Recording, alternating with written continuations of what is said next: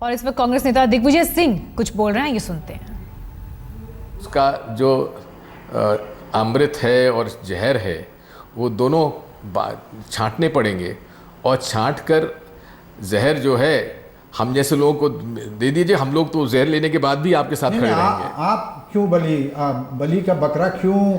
कोई जनरल ऐसा है, नए नए लोग आना चाहिए ना। जिनके नेतृत्व में इलेक्शन लड़ा गया। जब आप एमसीडी का इलेक्शन जीतते हैं 5 बाय इलेक्शन, तो आप नेतृत्व को बधाई देते हैं। जब इतनी करारी हार होती है तो उनकी कोई जिम्मेदारी नहीं है।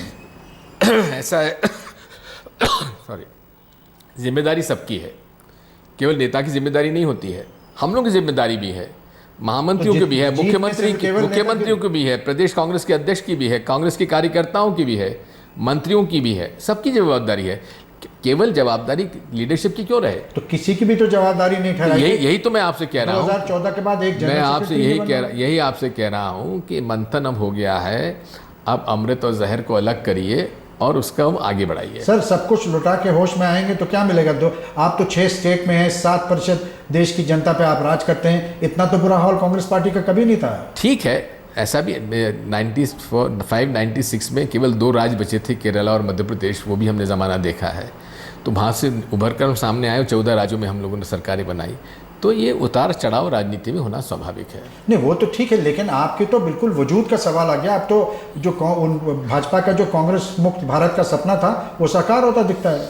ऐसा है, ये कभी भी कांग्रेस को भारत से अलग नहीं कर सकते, क्योंकि भारत की आत्मा जो है उसको कांग्रेस समझती है। महात्मा गांधी ने समझा था, पंडित जवाहरलाल नेहरू ने समझा था, और वही इस देश को एक रख पाई, इस देश में प्रजातंत्र ला पाए। ये तो सिर्फ कुछ कांग्रेसियों के अलावा इस चीज़ को तब ज़्यादा लोग ऐसा नहीं है।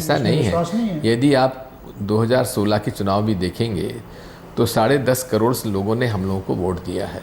वो कम नहीं होता है। 10.5 उसके बाद 2014 के बाद तो एक इलेक्शन भी नहीं जीते आप अपने आप। नहीं, अपने आप देखिए, उसके बाद के जो चुनाव हुए हैं उसमें असम का पहला चुनाव है जिसमें कि हम लोगों ने, हमारी सरकार जो बिना गठबंधन के चल रही थी, खड़ी हुई है। लेकिन एक साइकिल होती है। इसके बाद बिहार में हमारा गठबंधन बना और भारतीय जनता पार्टी नहीं जीत पाई।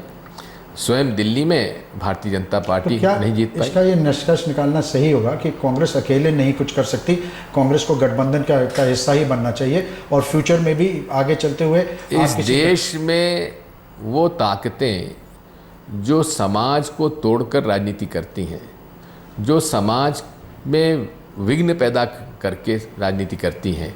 अब आप देखिए जम्मू कश्मीर वैली में क्या हो रहा है। 2 डायमेट्रिकली ऑपोजिट पार्टी आज सरकार में है। एक वैली की पार्टी है, एक जम्मू की पार्टी है, और दोनों के विचार एक दूसरे से विपरीत हैं। वहाँ पे कश्मीर के घाटी का संवेदनशीलता, इसको आप थोड़ा समझिए। अरुणाचल प्रदेश के अंदर जिस प्रकार से भारतीय जनता पार्टी ने चुनी हुई एक स्टेबल सरकार को गिराया, उसकी हालत अब ये है कि अरुणाचल प्रदेश वैसे भी पहले से बहुत ही संवेदनशील राज्य रहा है। वहाँ इस तरह की आपने हाथ जो डाला है उसके अंदर, इसके गंभीर परिणाम होंगे। बात समझ में आती है, लेकिन जो आप कहते हैं कि ऐसी ताकतों के साथ मिलकर लड़ना चाहिए, तो उसमें से बहुत से तो हैं वो मानते हैं। अब जैसे ममता बनर्जी ने कल हम लोगों को इंटरव्यू में कहा कि राहुल गांधी तो नरेंद्र मोदी के यूएसपी हैं।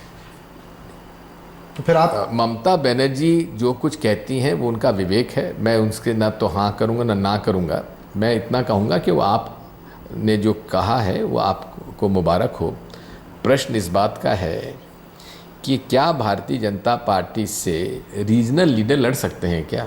जैसे मणिशंकर अय्यर कहते हैं आपके सहयोगी कि कांग्रेस जीते या हारे अब ये ज़रूरी नहीं है, जो ज़्यादा ज़रूरी है कि भाजपा को हराया जाए। भाजपा एक विचारधारा है। संघ की विचारधारा है। अब मैं आपसे कहता हूँ जावेद जी, ये लोग कांग्रेस के जो हम लोगों के सरदार वल्लभ भाई पटेल, महात्मा गांधी, हमारे नेताजी सुभाष चंद्र बोस, इनको के नेतृत्व को, इनका व्यक्तित्व है उसको अपनाना चाह रहे हैं। भाई आप गुरु गोलवलकर जी को क्यों नहीं अपनाते, उनको आप उनका चलिए, वो जन्मदिन तो- क्यों नहीं मनाते, डॉक्टर हेडगेवार जी का क्यों नहीं मनाते हैं?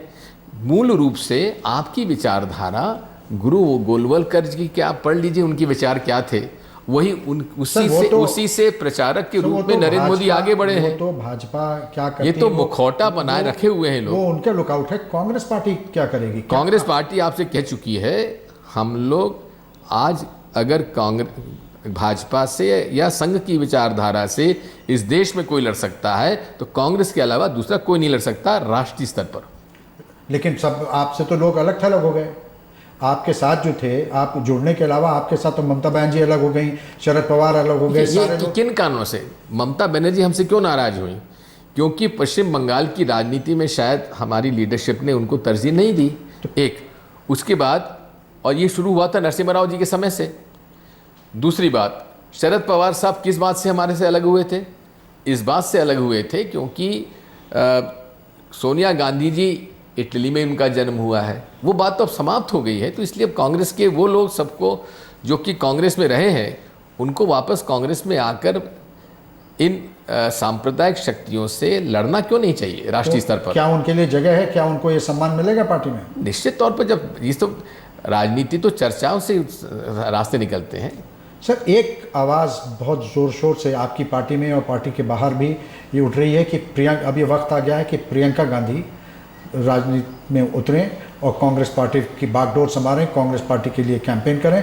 रायबरेली और अमेठी तक में ही नहीं बल्कि पूरे कांग्रेस पार्टी की कैंपेन को लीड करें। ये निर्णय तो प्रियंका जी को ही लेना पड़ेगा, परिवार को लेना पड़ेगा। इसमें हम लोग हस्तक्षेप नहीं करना चाहेंगे। प्रियंका जी का एक बहुत ही आकर्षक उनका व्यक्तित्व है और वो अच्छा बोलती भी हैं, पॉलिटिकल भी हैं, लेकिन वो राजनीति में अभी नहीं है। अगर राजनीति में आती हैं तो हम सबको प्रसन्नता होगी। तो आपकी क्या ये डिमांड है कि आप अपना सुर उनसे मिलाएंगे जो इससे आवाज़ उठा रहे हैं? देखिए, डिमांड की बात नहीं है, ये निर्णय परिवार को लेने दीजिए और परिवार के अंदरूनी मामलों में हम हस्तक्षेप नहीं करेंगे। एक आखिरी सवाल दिग्विजय सिंह जी, जब छोटी जीत होती है, बड़ी जीत होती है, नेतृत्व की जय जयकार होती है। आपने कल कहा था कि सर्जरी होनी चाहिए, अब आप कह रहे हैं कि सर्जन पे। बहुत से लोग जो आपकी पार्टी में हैं वो दबे अल्फाजों में कहते हैं, जो बाहर हैं वो खुल के कहते हैं कि हो सकता है उनको रहजनों से गिला नहीं, उन्हें रहबरी से मलाल है। जो कांग्रेस में रहकर दबी जबान पर बोलते हैं, साहस क्यों नहीं दिखाते? साहस दिखाएं, उसकी गुंजाइश है आपकी पार्टी में? क्यों नहीं है? क्यों नहीं है? किसको रोका है आज तक? किसी को रोका है आज तक? तो आप ये नहीं समझते कि आपका ये मानना है कि सर्जरी, अगर मैं ये इसका निष्कर्ष निकालूं कि सर्जरी कॉस्मेटिक होनी चाहिए, थोड़ी डेंटिंग पेंटिंग हो जाए, लेकिन देखिए, कॉस्मेटिक सर्जरी कभी मेजर सर्जरी नहीं होती है। हम लोग सर्जरी की मांग कर रहे हैं, सर्जन को हटाने की मांग नहीं कर रहे हैं। सर्जन ठीक है, हम तो ये चाह रहे हैं कि आप सर्जरी करिए। सर, ये सर्जरी की मांग कर रहे हैं, सर्जन को नहीं हटाना चाहते, ये है दिग्विजय सिंह जी का कहना। दिग्विजय सिंह जी, आपने वक्त निकाला, हमसे बात किया, बहुत बहुत धन्यवाद।